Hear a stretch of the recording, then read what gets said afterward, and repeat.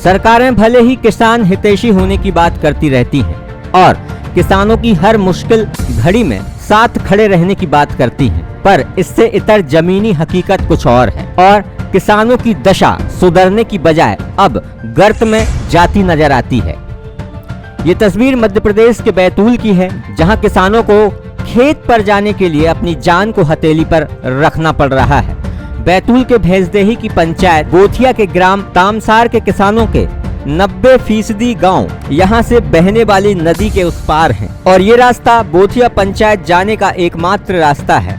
पंचायत में किसी काम को जाने को लेकर इसी नदी को पार करना पड़ता है। कई बार बारिश के दिनों में खेत जाने के बाद घर वापस आने के लिए किसानों को 2 से 3 दिन लग जाते हैं, क्योंकि नदी में जल का स्तर बढ़ जाता है और बाढ़ आ जाती है, जिसके चलते उन्हें खेत में बनी झोपड़ियों में ही रहना पड़ता है। किसानों और ग्रामीणों का कहना है कि खेती के काम के लिए उन्हें नदी पार करके जाना पड़ता है।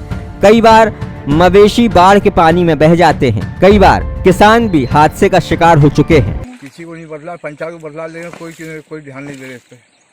क्या क्या दिक्कतें आती है? क्या दिक्कत है? यहाँ से हमको बोचा पंचायत जाना पड़ता है, खेती बाड़ी में जाना पड़ता है, यहाँ से खेती बाड़ी से माल निकालना पड़ता है। अभी माल निकालने की दिक्कत जा रही है, ट्रैक्टर वाले सुन रहे हैं और यहाँ से बहुत परेशानी है। जब बाढ़ आ जाती है, बाढ़ आती है, उस टाइम में दो धक्के का मुसीबत का सामना करना पड़ता है। हम लोगों को खाना पानी नहीं है, इधर ही रुकना पड़ता है नदी के पास।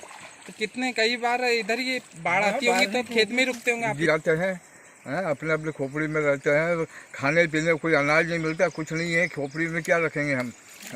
बैल ढोरों को की परेशानी है, आदमियों की परेशानी दिक्कत है। कई बार बैल ढोर बह गए, कई मरतब कई 22 लोग यहाँ पे 8-8, 10-10, 22 लोगों का झुंड बना करके हम नदी पार करते हैं। तो बहुत कम है, बारिश में तो बहुत गले गले पानी आ जाता है, छाती छाती पानी रहता है और डेली आना जाना है। तो आपने पंचायत भी जाना है तो इधर से जाना है, राशन लाने जाना है तो यहीं से जाना है, पैदल रास्ता है, कीचड़ रास्ता। अच्छा, नदी नाला नक्के जाता है। कई बार जोखिम में भी पड़ जाते होंगे आप लोग? बहुत आफतें हैं, कहीं पानी आ जाता तो फिर रुक जाते इधर ही। तो आपने इसकी शिकायत नहीं करी? पुल बना बोला पंचायत को? पंचायत में तो किया, पर पंचायत के सरपंच को तो कई बार बोला कि भाई कोई साधन कर।